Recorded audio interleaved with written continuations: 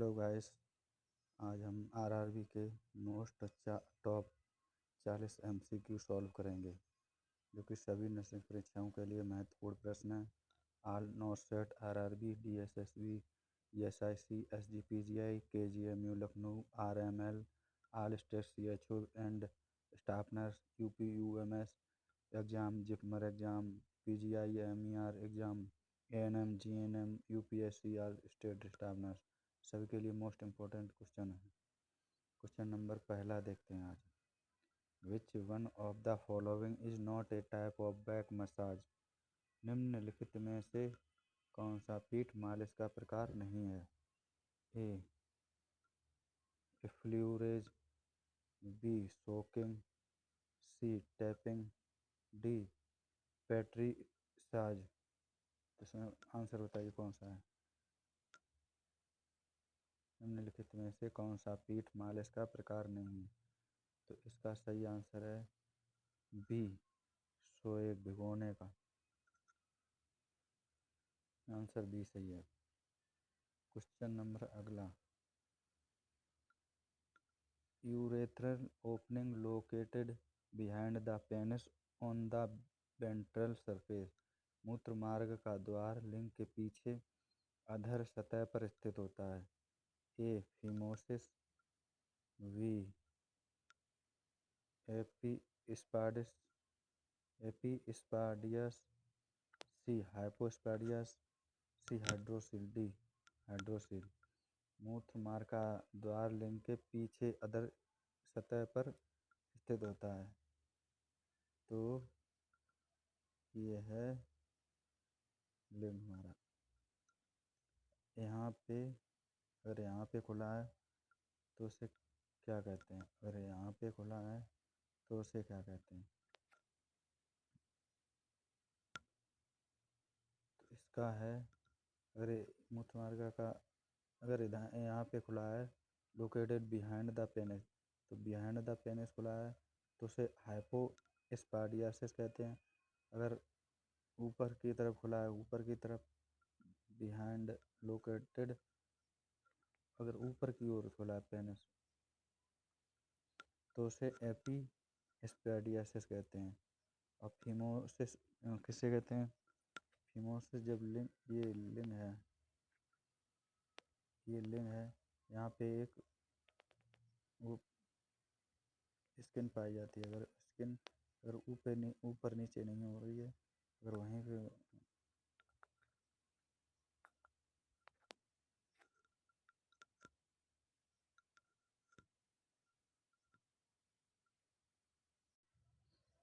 Phimosis का मतलब होता है स्किन जब ये फोल्ड ना हो, तो उसे फीमोसिस कहते हैं।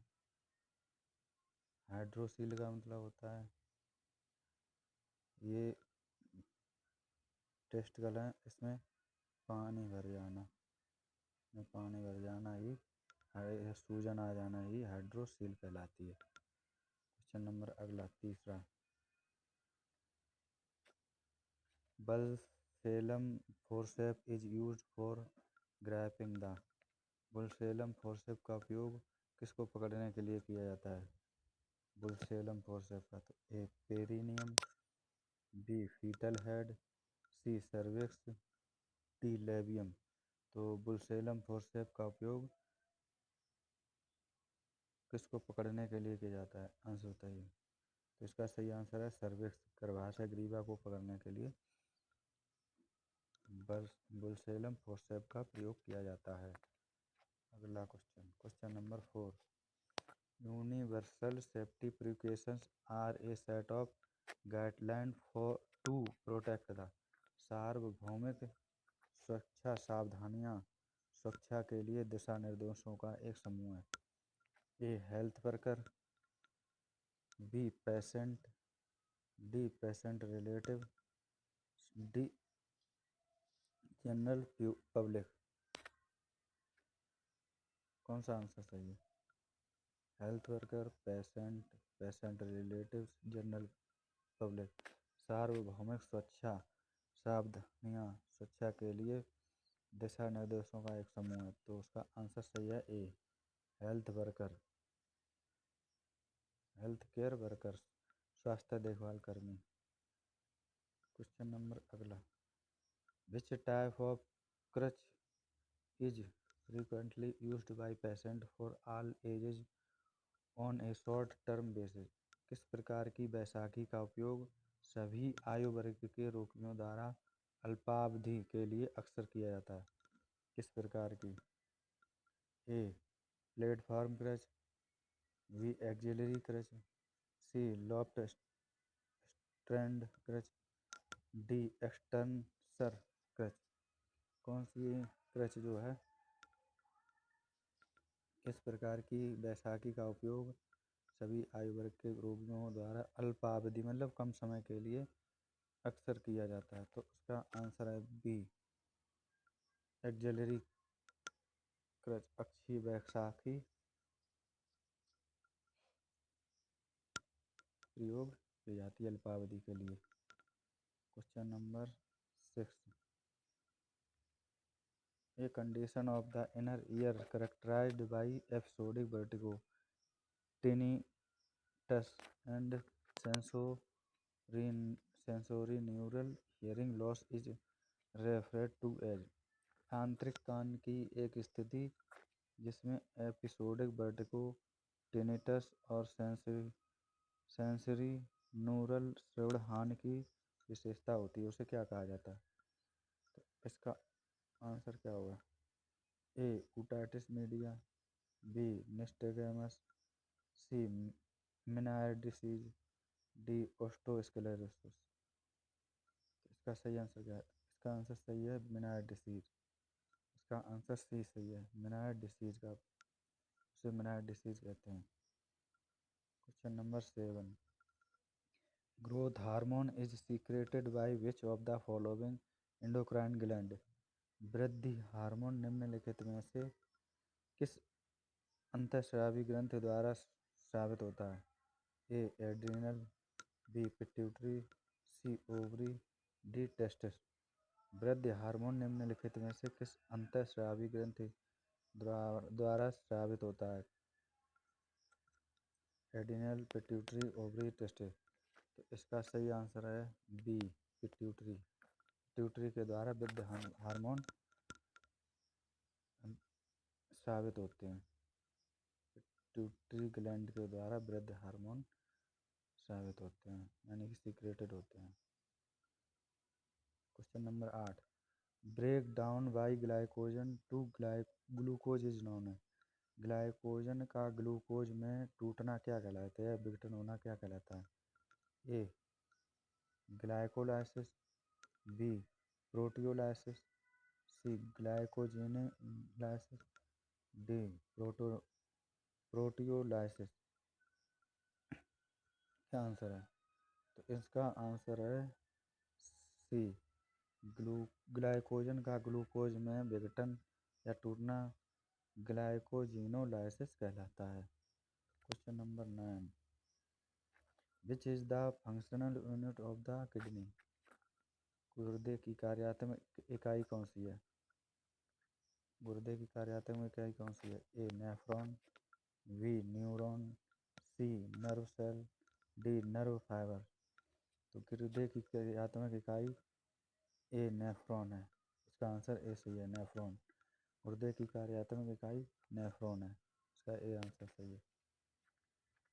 Question number 10, inadequate pumping action of the heart is known as.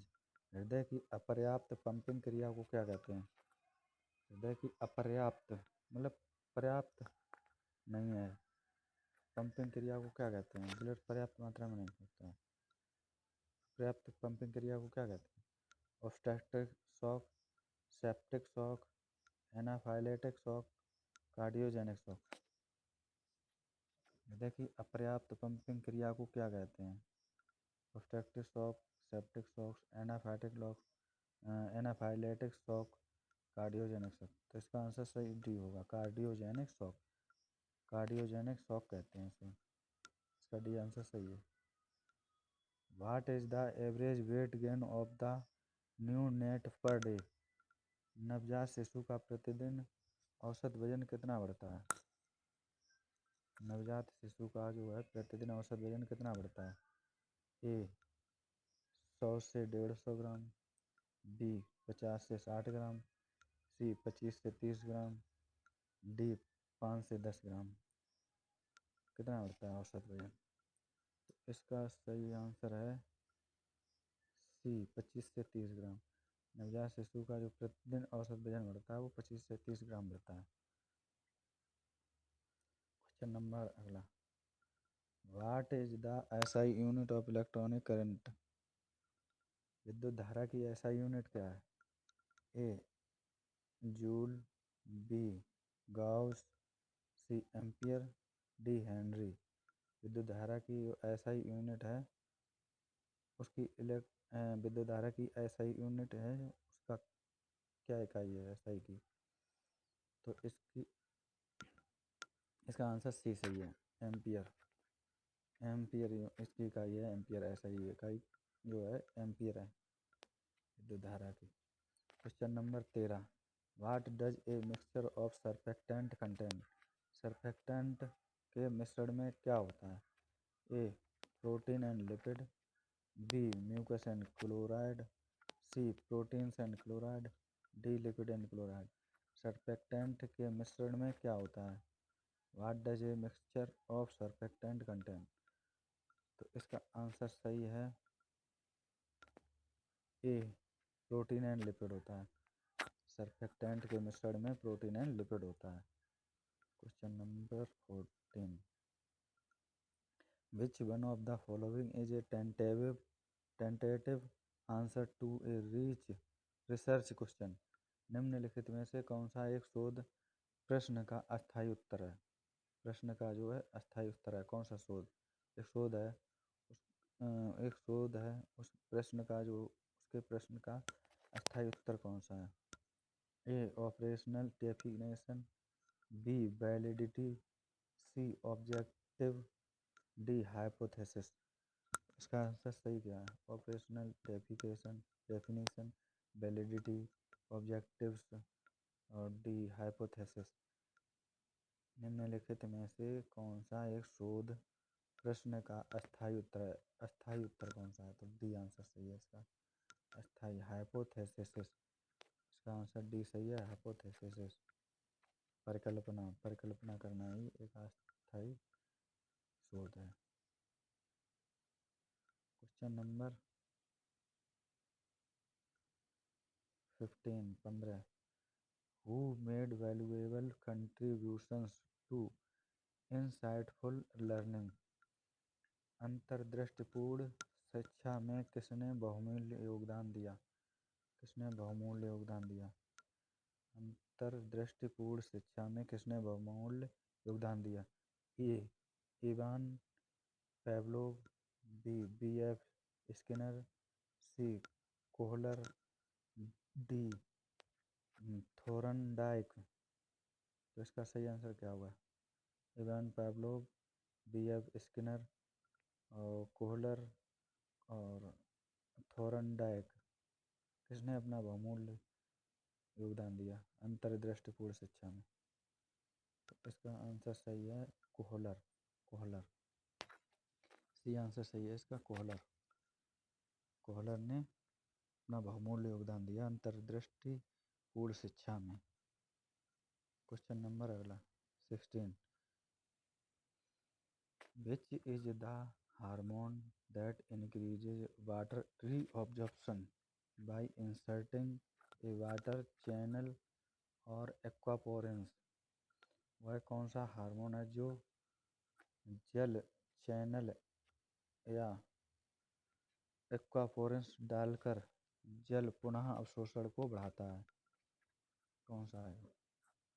A angiotensin hormone, B aldosterone hormone, C antidiuretic hormone, D atrial natriuretic peptide hormone.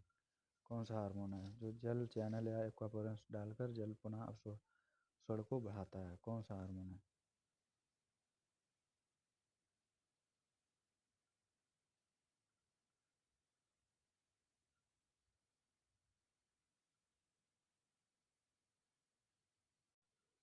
कौन सा हार्मोन है? तो इसका सही आंसर है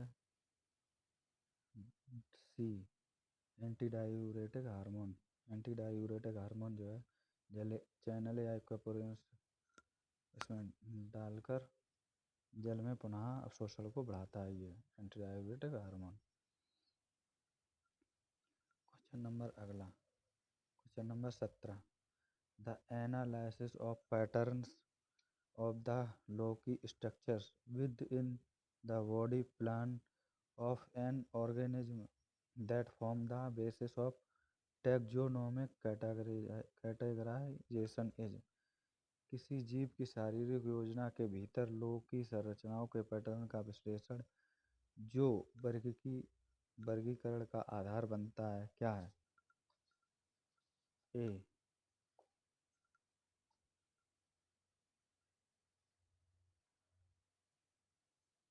A experimental morphology, B molecular morphology, C functional morphology, D comparative morphology. इसका answer सही क्या है? किसी जीव की शारीरिक योजना के भीतर लोक की संरचनाओं के पैटर्न का विश्लेषण जो वर्गीकरण का आधार बनता है उसे क्या कहते हैं? इसका आंसर सही है कंपैरेटिव मॉर्फोलॉजी, तुलनात्मक आकृति विज्ञान। तुलनात्मक आकृति विज्ञान, इसका आंसर डी सही है। Question number 18, bacillus cereus food poisoning is commonly associated with the consumption of। Bacillus cereus खाद्य विषाक्तता आमतौर पर किसके सेवन से जुड़ी होती है? ए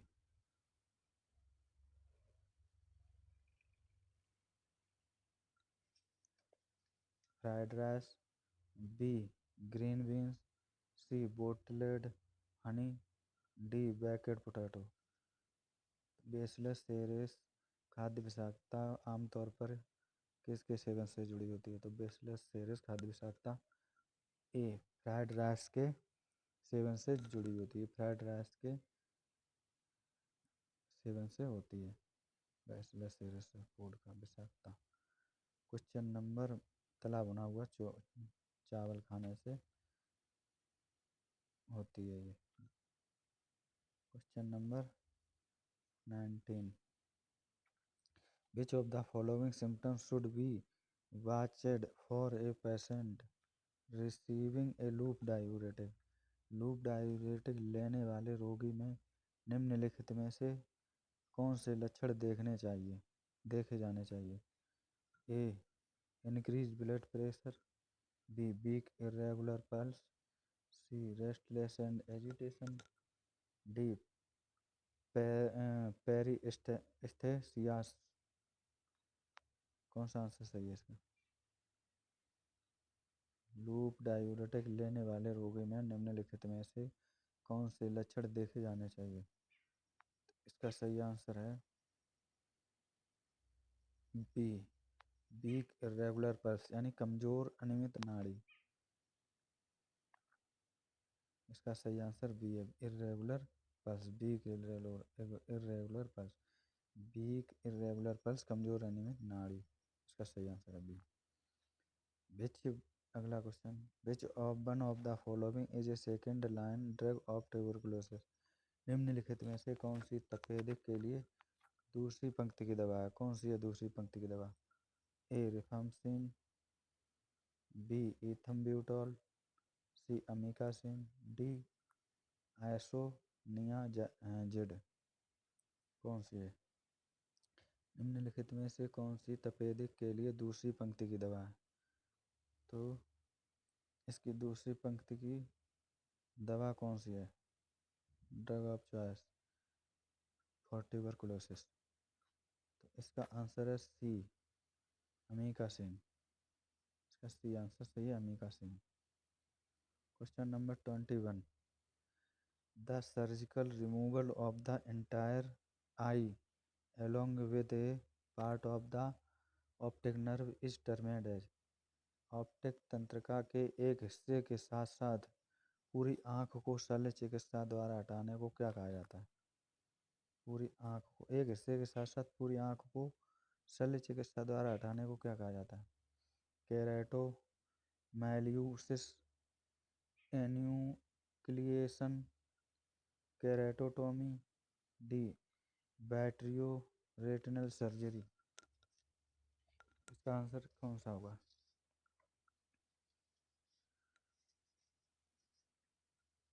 तो इसका आंसर सही है बी एन्यूक्लिएशन स्पष्टीकरण। एन्यूक्लिएशन बी आंसर सही है।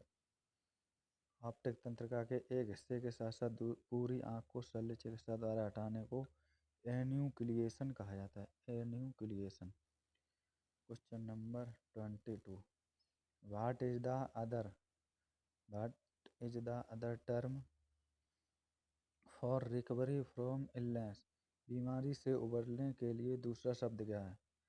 A rationalisation, B reaction formation, C regression, D remission. क्या कहा जाता है? What is the other term for recovery from illness? मतलब बीमारी से उबरने के लिए जो शब्द का उपयोग किया जाता है वो दूसरा शब्द क्या है?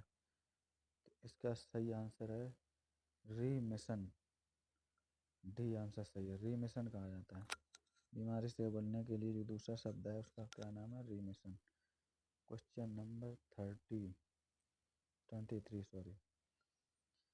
The process by which ADP phosphorylated by Pi inorganic phosphate to ATP in the electron transport chain is known as। वह प्रक्रिया जिसके द्वारा इलेक्ट्रॉन परिवहन श्रृंखला में ADP को Pi अकार्बनिक फास्फेट द्वारा ATP में फास्फोराइलेट किया जाता है उसे क्या कहते हैं? उसे क्या कहते हैं? ए ऑक्सीडेटिव फास्फोराइलेशन, बी ऑक्सीजनेसिस, सी हाइड्रो परऑक्साइड ऑक्सीडेज, डी ऑक्सीडेसिस। क्या कहते हैं? वह प्रक्रिया जिसके द्वारा इलेक्ट्रॉन परिवहन श्रृंखला में एडीपी को पीआई अकार्बनिक फास्फेट द्वारा एटीपी में फास्फोराइलेट किया जाता है उसे क्या कहते हैं? तो उसे कहते हैं ऑक्सीडेटिव फास्फोरिलेशन। ऑक्सीडेटिव फास्फोरिलेशन कहते हैं। इसका आंसर ए सही है। उसे ऑक्सीडेटिव फास्फोरिलेशन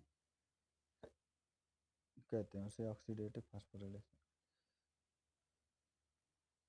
क्वेश्चन नंबर अगला 24। The removal of tissue from the pleural space is known as. फुफ्फुसावरण स्थान से ऊतक को हटाने को क्या कहते हैं? क्या कहा जाता है? Removal of tissue from the pleural space. फुफ्फुसावरण स्थान से ऊतक को हटाने को क्या कहते हैं? A liver biopsy, B lungs biopsy, C spleen biopsy, D breast biopsy. क्या कहते हैं? इसका सही आंसर है बी लंग्स बायोप्सी, क्योंकि ये प्लूरल स्पेस लंग्स में पाया जाता है तो इसे लंग्स बायोप्सी कहते हैं। इसे बी आंसर सही है इसका। इसका आंसर बी सही है। लंग्स बायोप्सी कहते हैं, फेफड़े की बायोप्सी कहते हैं। Question number 25। The pacemaker of the heart is. हृदय का पेसमेकर कौन है? हृदय का पेसमेकर किसे कहा जाता है? Arch of aorta, A B bundle of His, C AV node, D SA node. तो हृदय का पेसमेकर किसे कहते हैं? तो हृदय का पेसमेकर एसए नोड को कहते हैं। इसका आंसर डी सही है। हृदय का पेसमेकर ऐसे नोड को कहते हैं। आंसर डी सही है। Question number 26। The important characteristic of a primary group is.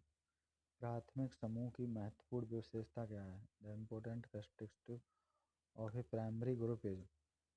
प्राथमिक समूह की महत्वपूर्ण विशेषता क्या है? A indirect communication, B impersonal relationship, C voluntary membership, D face to face contact. तो प्राइमरी ग्रुप प्राथमिक समूह की महत्वपूर्ण विशेषता क्या है? तो इसका आंसर सही है कौन सा? इसका आंसर डी सही है, face to face contact. Face to face contact, इसका आंसर डी सही है। आमने सामने संपर्क करना ही प्राथमिक समूह की महत्वपूर्ण विशेषता है। 27 What is the symbol of the element tungsten? What is the symbol of the element tungsten? Tungsten तत्व का प्रतीक क्या है? A T, B WN, C TN, D W. Tungsten तत्व का प्रतीक क्या है? तो टंगस्टन तत्व का प्रतीक है डब्ल्यू। इसका आंसर डी सही है, डी सही है इसका आंसर। इसका आंसर डी सही है। Question number 28। Which of the following is A heart shaped pelvis? निम्नलिखित में से कौन सा श्रोणि हृदय के आकार का है? कौन सा श्रोणि है जो हृदय के आकार का है? ए एंथ्रोपॉड, बी प्लेटीपेलॉयड, सी गायनेकॉयड, डी एंड्रॉयड। कौन सा है? कौन सा है जो हृदय के आकार का है? कौन सा श्रोणि है जो हृदय के आकार का? इसका आंसर सही है डी एंड्रॉयड। इसका आंसर डी सही है, Android. Question number 29। Which is the process of recording the electrical potential of skeletal muscles and nerve supplying them by inserting small needle electrode into the muscles? कंकाल की मांसपेशियों और उन्हें आपूर्ति करने वाली नसों की विद्युत क्षमता को मांसपेशियों में छोटे सुई इलेक्ट्रोड डालकर रिकॉर्ड करने की प्रक्रिया क्या है? कंकाल की मांसपेशियों और उन्हें आपूर्ति करने वाली नसों की विद्युत क्षमता को मांसपेशियों में छोटे सुई इलेक्ट्रोड डालकर रिकॉर्ड करने की प्रक्रिया को क्या कहते हैं? ए ECT यानी electroconvulsive therapy, B ECG electrocardiography, C EEG electroencephalograms, D EMG electromyography. इसका सही आंसर क्या है? इसका सही आंसर बताइए। इसका सही आंसर है डी इलेक्ट्रोमायोग्राफी, EMG द्वारा EMG प्रक्रिया है जिसके द्वारा हम सुई मांसपेशियों में छोटे सुई इलेक्ट्रोड डालकर रिकॉर्ड करने की प्रक्रिया ये EMG है, इलेक्ट्रोमायोग्राफी द्वारा करते हैं record. Question number 30। The time interval between infection of A suspected person and the appearance of sine and symptom of the disease is called. किसी संदिग्ध व्यक्ति में संक्रमण होने और रोग के संकेत और लक्षण प्रकट होने के बीच के समय अंतराल को क्या कहा जाता है? कोई व्यक्ति है, उसके संक्रमित होने और रोग के संकेत व लक्षण प्रकट होने के बीच जो समय का अंतराल होता है उसे क्या कहते हैं? A isolation period, B quarantine और C incubation period, D recovery period. तो इसे क्या कहते हैं? तो इसका आंसर सही है, क्या है? Isolation period, quarantine period, incubation period, recovery period. तो इसका आंसर है इंक्यूबेशन पीरियड। इसका सही आंसर सही है, इंक्यूबेशन पीरियड कहते हैं उसे। जब कोई संदिग्ध व्यक्ति के संक्रमित होने और रोग के संकेत और लक्षण प्रकट होने के बीच के समय के अंतराल को इंक्यूबेशन पीरियड कहते हैं। Question number 31, which is described as the powerhouse of the cell. किसे कोशिकाओं का पावर हाउस कहा जाता है? ए राइबोसोम को, B norepinephrine, C mitochondria, D protein. किसे कोशिका का powerhouse of the cell किसे कहते हैं? Powerhouse of the cell किसे कहते हैं? तो इसका सही आंसर है mitochondria. Powerhouse of the cell किसे कहा जाता है? तो उससे माइटोकॉन्ड्रिया को कहा जाता है। क्वेश्चन नंबर 32, प्रियंस में क्या शामिल है? प्रियंस इन क्लाउड क्या शामिल है प्रियंस में? A only DNA, B DNA and RNA, C only RNA, D protein. तो इसका सही आंसर क्या है? प्रियन में क्या शामिल है? इसका सही आंसर है प्रोटीन। डी आंसर सही है। प्रियन में प्रोटीन शामिल है। प्रियन में प्रोटीन शामिल है।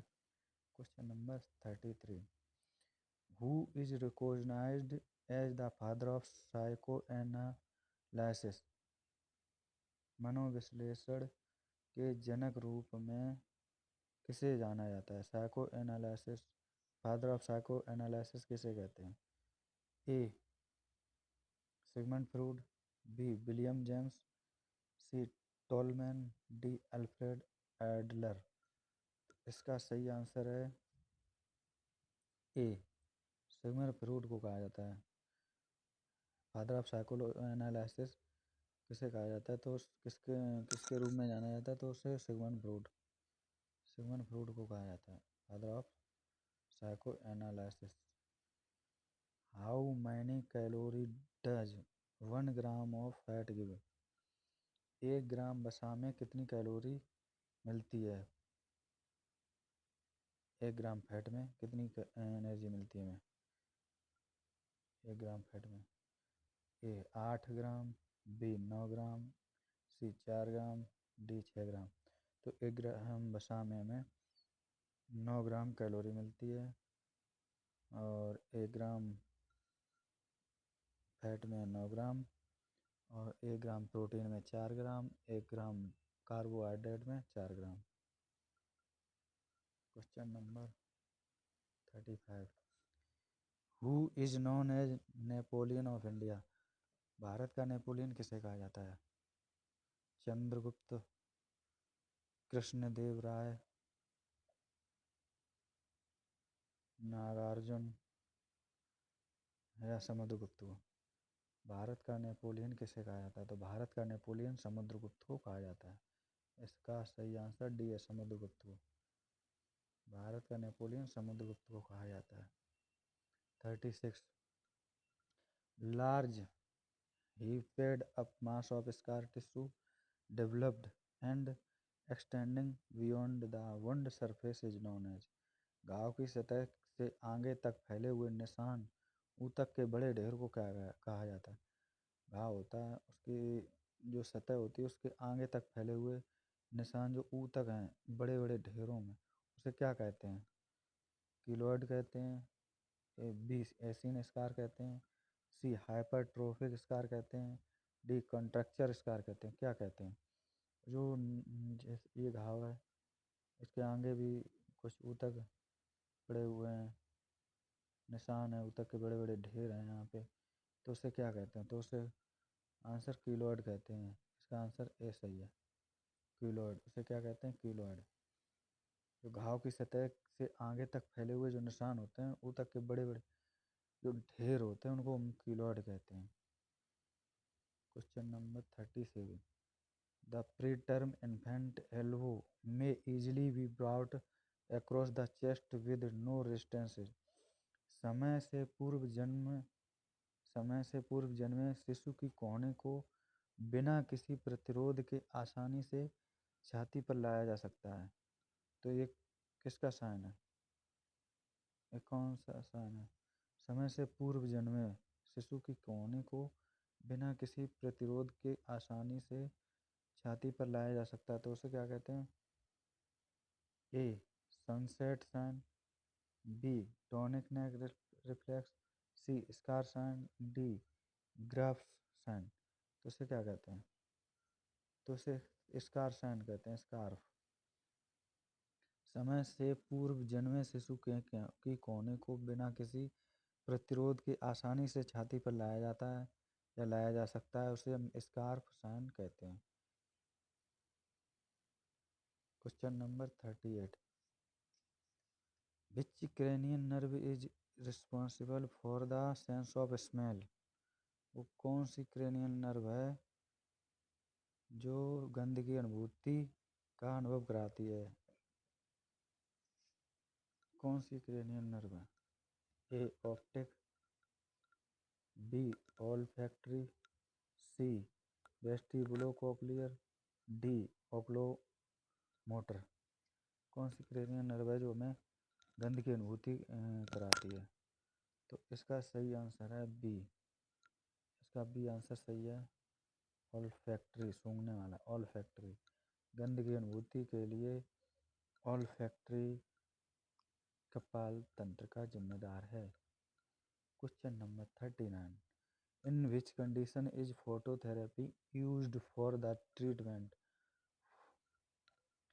फोटोथेरेपी का उपयोग किस स्थिति में उपचार के लिए किया जाता है? फोटोथेरेपी का उपयोग किस स्थिति में उपचार के लिए किया जाता है? किस स्थिति में? कौन सी स्थिति है जब हम फोटोथेरेपी का उपयोग करते हैं? ए साइनोसिस की स्थिति में, बी एक्जिमा के, सी डायरिया की स्थिति में, या जॉन्डिस की, डी जॉन्डिस की स्थिति में। तो फोटोथेरेपी का उपयोग हम किस स्थिति के उपचार में के लिए किया जाता है? तो इसका सही आंसर होगा डी, जॉन्डिस की स्थिति में हम फोटोथेरेपी का उपयोग करते हैं। इसका आंसर डी सही है, पीलिया की। Question number 40। Near sightedness is also known as? निकट दृष्टि दोष को और किस नाम से जाना जाता है? और किस नाम से हम निकट दृष्टि दोष को जानते हैं? निकट दृष्टि का और दूसरा क्या नाम है? ए मायोपिया, बी प्रेसबायोपिया, सी हाइपरमेट्रोपिया, डी कैटरेक्ट। निकट दृष्टि दोष को और किस नाम से जानते हैं? तो इसका सही आंसर है ए मायोपिया। मायोपिया के नाम से भी इसे जानते हैं। निकट दृष्टि दोष को मायोपिया के नाम से भी जानते हैं। इसका आंसर ए सही है, मायोपिया निकट दृष्टि दोष। आज के लिए इतना ही। आज हमने 40 क्वेश्चन सॉल्व किए। अभी बहुत सारे क्वेश्चन सॉल्व करेंगे नर्सिंग आरआरबी के लिए, जो कि बहुत महत्वपूर्ण क्वेश्चन है। ये आए हुए प्रीवियस ईयर क्वेश्चन है। आप हमारे वीडियो को देखते रहिए, क्वेश्चन को हल करिए, सॉल्व करिए। ये सरल भाषा में, आपको हिंदी इंग्लिश दोनों भाषाओं में मैंने क्वेश्चन को सॉल्व किया है। आप इनको देखिए और समझ में आएंगे, ज़रूर समझ में आएंगे। आप हमारे चैनल को लाइक, शेयर और सब्सक्राइब ज़रूर करिए, जिससे कि हम आपके लिए और आगे क्वेश्चन लाते रहेंगे। आज के लिए इतना ही। जय हिंद।